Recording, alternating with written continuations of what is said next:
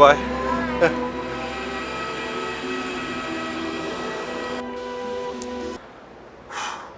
Okej, det här är ingen vilken vlogg som helst utan det här är mer en seriös typ. Jag gör den här vloggen för att lära er om islam och även för er som ska göra umrah. Så låt oss börja.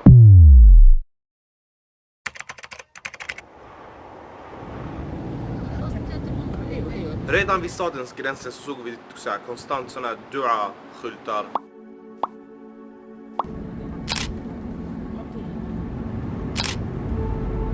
Jag fick en sån här känsla att jag är i närheten, det här händer verkligen. Jag ska till Guds hus.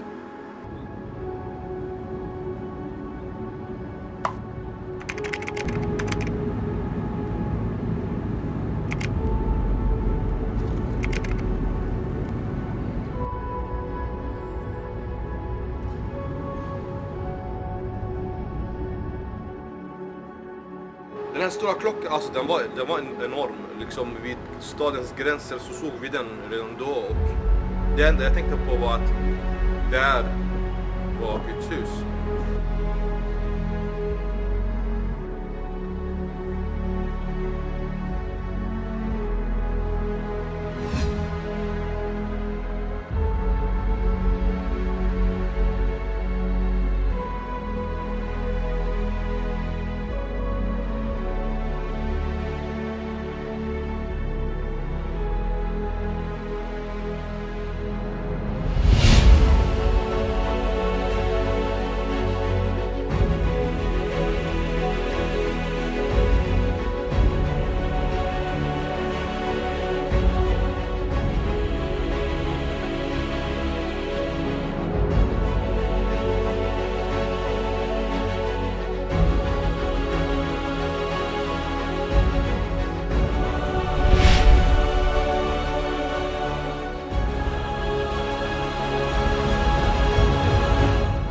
Helt ärligt, jag var fylld med känslor. Alltså, det kändes som om hela mitt liv spelades framför mig på typ en sekund.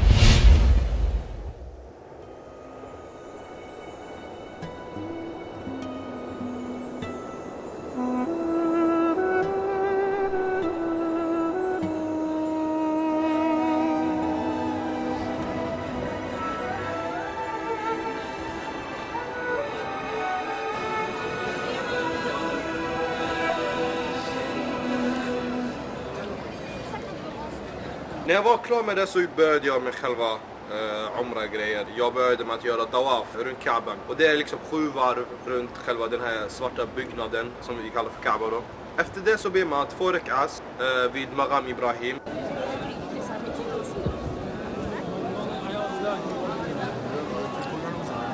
Det är alltså fotspår av Abraham medan han byggde Kaaba. Han stod på en sten medan han byggde själva den här Kaaba-byggnaden. Och folk hade sparat den här stenen och nu har de lagt den där.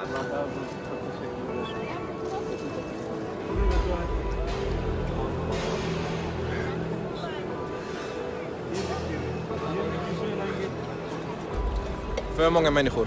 Själva Safa och Marwa är egentligen bara en gångväg mellan Safa-berget och Marwa-berget. Och liksom, man gör det för att komma ihåg hur Abrahams fru Hajar hade det. Det var en tid då Abraham hade lämnat Hajar för att göra ett uppdrag för Gud. Och Hajar var ensam med deras son Ismail. Och hon behövde hitta vatten, så det hon gjorde var att gå fram och tillbaka mellan dessa 2 berg för att hitta vatten. Sedan hittade hon inte tills Allah liksom öppnade en håla där det kom vatten ur den. Och det var då vatten Zemzem kom ut.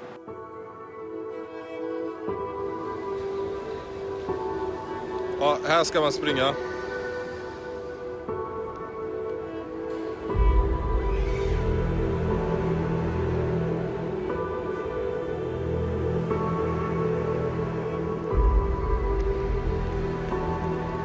Dessa ljus är egentligen för män. Det är för att vi ska springa början av ljuset till slutet av ljuset.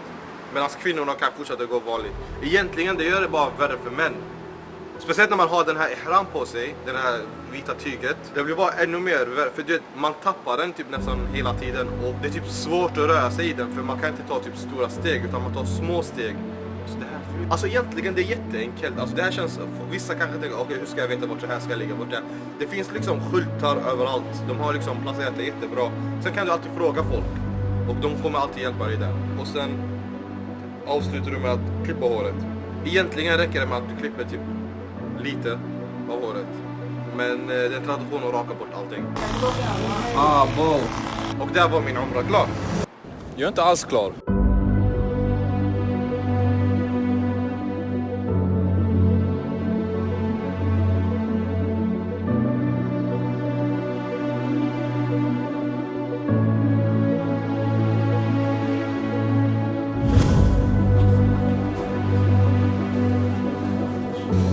Second try, eller second attempt.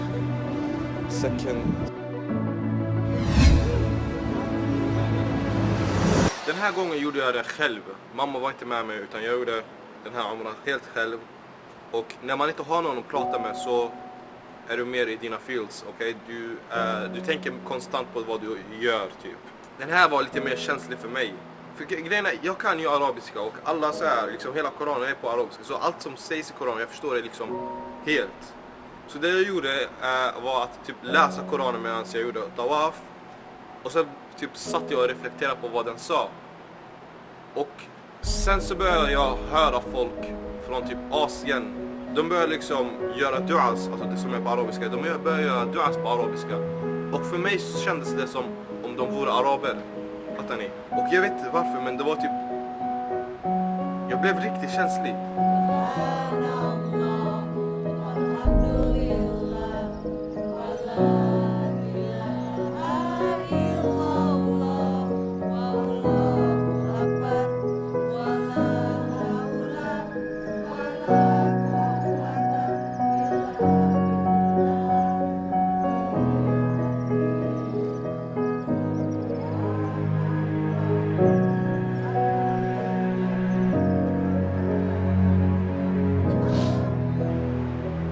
Yeah.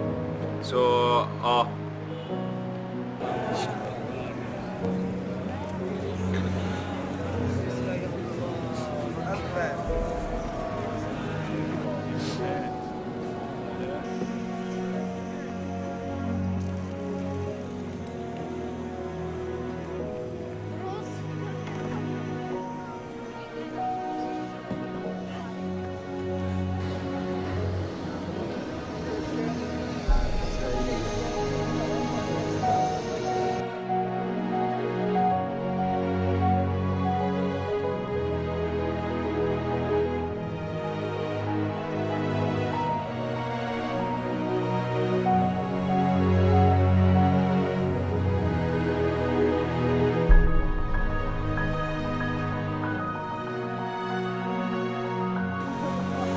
Grejen är, det här är vanligt tyg, okej? Det är vad männen har på sig. Kolla, det symboliserar att vi alla ska vara på samma nivå. Så det, man vet inte vem som är rik. Man bryr sig inte om vem som är mörk, vem som är vit. Man bryr sig inte om vilken familj personen är ifrån eller någonting, utan vi alla är samma inför alla. Och det här är bara ett vanligt tyg. Väldigt basic tyg. Och fatta att sådana här regler kom för 1400 år sedan. Som för typ 200 år sedan svarta var slavar. Medan islam för 1400 år sedan, vi vill alltså, you get the point. Och det är sjukt, det är väldigt sjukt. Det är ett av anledningarna till varför jag grät. Jag insåg liksom, eller inte insåg, jag började tänka mycket på det.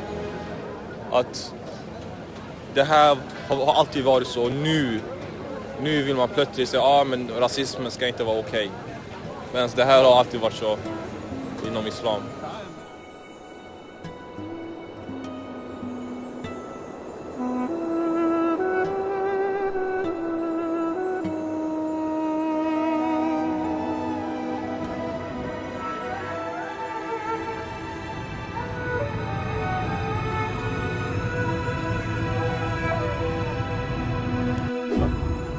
هو كان فوق كلش فوق اخر شفت الهضبه اللي فوق اخر شيء اي الهضبه اللي فوق. Okej, det här jag tror det heter Thorberget, om inte jag har fel. Det här, liksom profeten sallallahu alaihi wasallam, han gömde sig från sin stam, tribe. Och där inne så gömde han sig i en grotta med sin vän Abu Bakr Och det var ett mirakel. Där spindel kom vid entrén av grottan och liksom gjorde sina nät snabbt. Okay? Så när de kom dit, de såg näten och bara, men ingen är här. Så vi går istället för att gå in. Det är onödigt för det är liksom det nät. Ingen har varit här på länge. Så det var här han gömde sig. Och jag har inte ens bra skor för det här.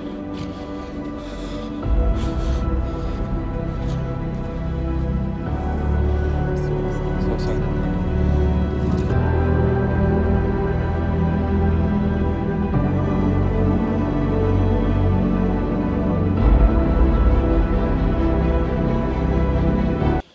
Men inte ens jag fick så här mycket mat, så what the fuck.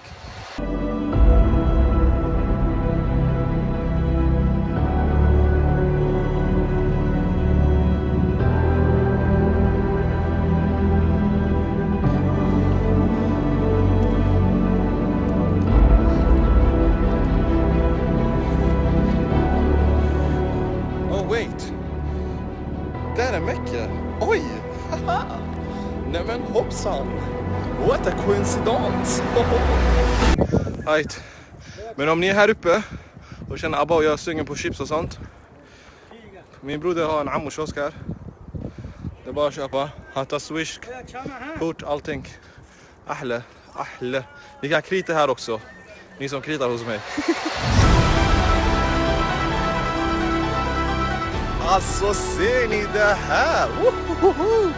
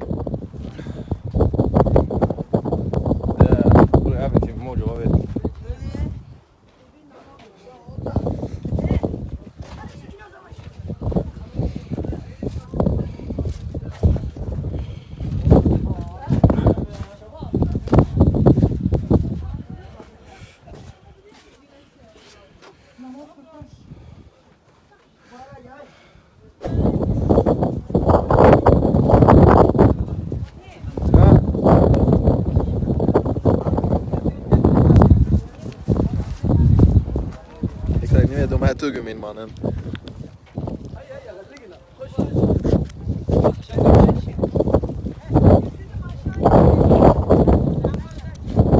Okej, alltså jag har gått så mycket, alltså mina ben skakar, okej? Jag ville bara visa er det här, för jag har typ 2%. Vänta, jag ska bara flippa på mobilen. Ja, ni ser vad jag ser. Eller egentligen, ni ser inte det jag ser, för jag ser det bättre, men det här är, alltså, okej, jalla. Yeah. Jag vet inte vad jag ska säga, det här är bara sjukt, okej? Jag vet inte vad jag ska säga, det är helt sjukt. Kolla hur fint. Alltså mina ben bokstavligen skakar, alltså det är den sjukaste resan, alltså.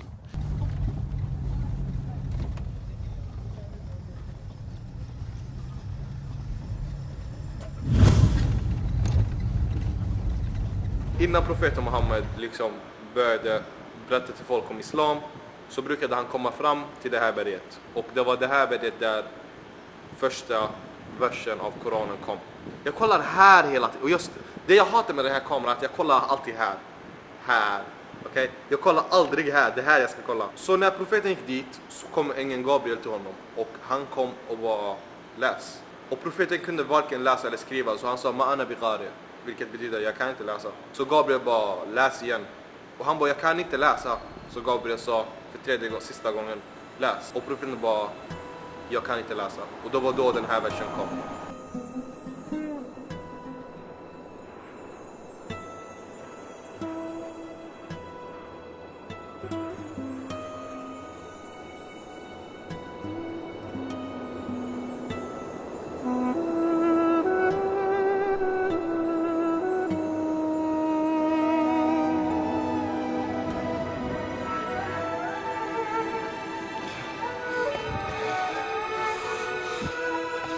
Jag har inte ens gått upp än.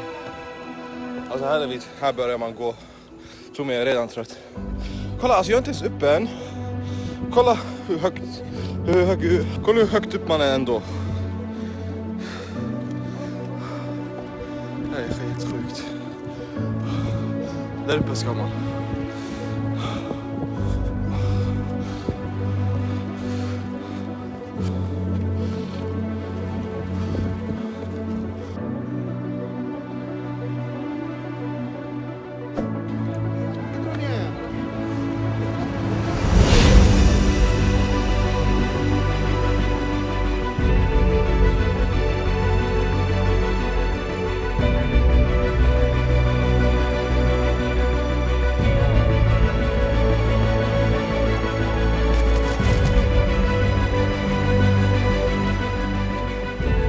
Alltså, ni känner inte det jag känner, ni ser inte det jag ser. Det är en helt annan grej när man är här än när man är bakom skärmen. Det är en helt annan grej.